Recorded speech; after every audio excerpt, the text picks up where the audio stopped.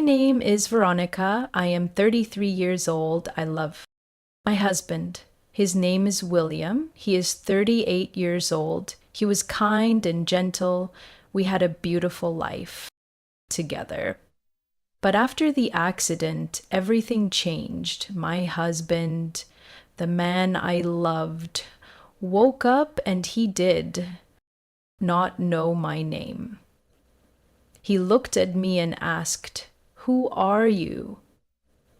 In that moment, my heart broke. I had to make him love me again. This is my story. This is the story of the stranger I married, our story. It began 10 years ago. I met William in a coffee shop. He was sitting at the table next to me. He spilled his coffee. It went all over my shoes. He was so sorry. I just laughed. He bought me a new one. We started talking. We talked for hours. It felt like I had known him my whole life. He made me laugh. I felt comfortable with him after that. We saw each other every day. He was a book writer. He worked from home. I was a teacher at a primary school. Our lives were simple. I remember the day he proposed. We were at our favorite park. He was very nervous. His hands were shaking. He said, "Veronica, I want to spend every day of my life with you. Will you marry me?" I cried. I said, "Yes, of course." Our wedding was small. Only our family and close friends were there. It was the happiest day of my life.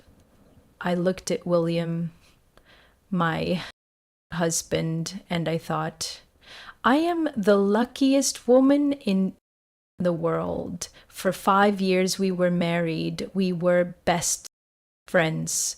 I thought our love was so strong. I thought nothing could ever break us. But I was wrong. It was a Tuesday morning. I went to school. William was working at home. In the afternoon, my phone rang. It was an unknown number. I answered it. A serious voice said, "Are you Veronica, the wife of William?" My heart began to beat fast. I said, "Yes, I am. Is everything okay?" The voice said. "Your husband was in an accident. He is at the city hospital. You need to come right away." The world stopped. I could not breathe. An accident? William? It was not possible. He was at home. He was safe at home. I dropped the phone. My colleague saw my face. She asked, "Veronica, what is wrong?" I could not speak. I just pointed at the phone. She picked it up. She talked to the person. Then she looked at me and said, "I will drive you to the hospital." My mind was full of terrible thoughts. "Please be okay, William. Please be okay." I repeated these words again and again. When we arrived at the hospital, I ran inside. I asked for my husband, William. A nurse took me to a small waiting room. She said a doctor would come and talk to me soon. Waiting was the hardest part. Every minute felt like an hour. My hands were cold. I was shaking. I thought about his smile, his laugh. I could not lose him. I just could not. At last, doctor came in. He said, "Veronica, your husband was hit by a car. He was crossing the street." I began to cry. The doctor continued, "He has a serious head injury. We did a surgery. The surgery was successful. He is stable now. He is alive." Alive, that word. was like a lifeline. He was alive. Can I see him? I asked. The doctor nodded. Yes, but I need to tell you something first. Because of the head injury, we don't know what will happen when he wakes up. He might have memory loss. We have to wait and see. Memory loss. I did not understand what that really meant. I just wanted to see him. The nurse took me to his room. His head was wrapped in a bandage. There were many machines around him. I took his hand and said, William, it's me, it's Veronica, I am here. Please wake up. I stayed by his side for 3 days. I did not go home. I did not sleep. I just watched him, waiting for him to open his eyes. On the 3rd day, his fingers moved. I called the nurse. He's waking up, I said. The doctor came quickly. He slowly opened his eyes. He looked at the doctor. He looked at the nurse. Then he looked at me. I smiled and said, William, you're awake. He looked at me, confused. He opened his mouth. His voice was weak. He said, Who are you? My heart stopped. What? I said. William, it's me. It's Veronica, your wife. He just stared at me. Then he looked at the doctor. I don't know her, he said. The doctor said, Veronica, can we talk outside for a moment? I could not move. I just looked at my husband, the man who promised to love me forever, and he was looking at me like I was a complete stranger. The doctor explained it to me. It was called amnesia. The injury had damaged the part of his brain that stored his personal memories, his emotional connections. The doctor said he remembers general things. He knows his name is William. He knows what a car is, but he does not remember you, your marriage, your life together. For him, the last 10 years are gone. 10 years of our life. Our meeting, our dates, our wedding, our home, all gone. The doctor said his memory might come back. This could take weeks, months, or years, or it might never come back. I went back into the room. I tried to be strong. I smiled. It's okay, William. You had accident. Your memory's a little confused, but you are safe. I am here to help you. He looked at me with fear in his eyes. He was scared. I was a stranger to him, a stranger who claimed to be his wife. The next few weeks were the hardest of my life. William stayed in the hospital. I visited him every day. I told him about our life. I showed him pictures from our wedding. He would look at them. He would listen, but his face was blank. He was looking at a movie of someone else's life. He saw a man who looked like him, but he did not feel like him. When he was ready to leave the hospital, the doctor said it was best for him to go home. Perhaps it would help his memory, but our home was not familiar to him. It was my home, not his. The day he came home was strange. He looked at our small white house and said, "This is our house." I said, "Yes, welcome home." I opened the door. He walked inside slowly. He looked at everything. He looked at our photos on the wall he walked into. the kitchen. I wanted him to feel at home. But how can you feel at home in a stranger's house? That night, I made his favorite dinner, roast chicken. He ate it quietly. Is it good? I asked. He nodded and said, Yes, it is very good, thank you. Just thank you. The words a guest would say, not my husband. I went to the bedroom and cried. We slept in the same bed, but we felt far from each other. I was afraid to touch him. I did not want to scare him. I was sleeping next to a stranger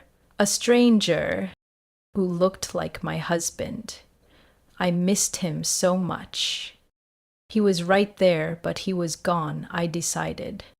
I could not give up. I had to try. I had to make him remember. Or if he could not remember, I had to make him fall in love with me again. I had to start from the beginning. So I tried to recreate our first date. I said, William, do you want to go to a coffee shop? He said, I don't know, Veronica. It feels strange. I said, please, let's just go for a coffee as friends. He agreed. We went to the coffee shop. We sat at a table. I told him the story of how he spilt coffee on my shoes. He smiled a little. I was clumsy, huh? He said. Yes, I said, but very charming. I took him to the park where he proposed. I told him all the stories, but he was always quiet. I did not know what he was thinking. Was he remembering anything? Was he feeling anything? Our friends and family tried to help. His mother hugged him. She cried, Oh, William, my son, but he did not remember her. Our friends tried to make him laugh. He would smile, but he felt like an outsider. He was listening to stories about a man he did not know. One evening, my best friend Adeline came to see me. I said, I don't know what to do, Adeline. I feel like I am losing him every day. He is nice and kind, but he is not my William. He is a stranger. Adeline said, maybe you are trying too hard to bring the old William back. Maybe you need to let him get to know the new you, and you need to get to know the new him. Perhaps Adeline was right. I was so focused on the past, I was trying to force him to remember our old life, but that life was gone for him. I needed to build something new. The next day, I stopped talking about the past. I began talking about the present. I told him about my day at school. He listened. And this time, he asked questions. He asked, What do you teach? He wanted to know about me, Veronica, the woman who was living with him now. We began to have small conversations. We talked about the weather. We talked about the news. We talked about a movie. It was painful sometimes, but it was a start. He began to spend more time with me. He would sit in the kitchen while I cooked. Sometimes he would try to help. One afternoon, I came home from school. I was very tired. I had a difficult day. I sat on the sofa and closed my eyes. When I opened my eyes, William was standing there with a cup of coffee. He said, You looked tired. I made you coffee. Tears filled my eyes. Is it bad? He asked. I shook my head. No, I said, It's perfect. He smiled. The smile I had missed there, and maybe, just maybe, he was starting to love me again. It was our 6th wedding anniversary. I woke up feeling sad. He didn't even know it was our anniversary.